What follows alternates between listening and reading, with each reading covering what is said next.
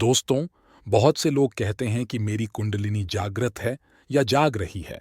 स्वात्माराम योगी के अनुसार योग साधना में लगे 10 में से 8 लोगों को लगता है कि उनकी कुंडलिनी जाग रही है।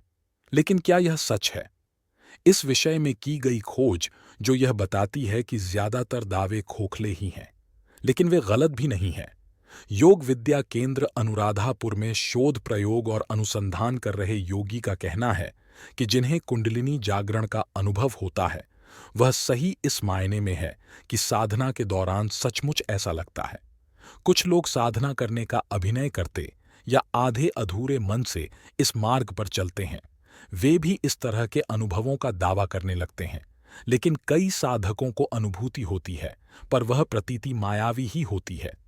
योग के पुराने ग्रंथ हठयोग प्रदीपिका के मार्ग पर चलते रहने का आदेश देते हुए गुरु से उस ग्रंथ के लेखक का ही नाम दिए जाने के बाद 1968 में इसी काम में लग गए योगी का कहना है कि जिसकी भी कुंडलिनी जागृत हो जाती है और जब भी होती है तो वह असाधारण घटना होती है। एक दायरे में साधना कर रहे योगियों को पता चल जाता है कि किसी की कुंडलिनी जागृत हुई है।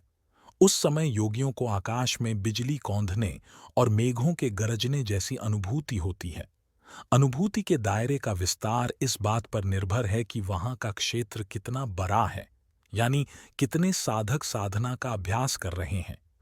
योगी स्वात्माराम का कहना है कि संयम और सम्यक नियमों का पालन करते हुए ध्यान करते रहने से धीरे धीरे कुंडलिनी जागृत होने लगती है, और जब यह जागृत हो जाती है तो व्यक्ति पहले जैसा नहीं रह जाता, वह दिव्य पुरुष बन जाता है।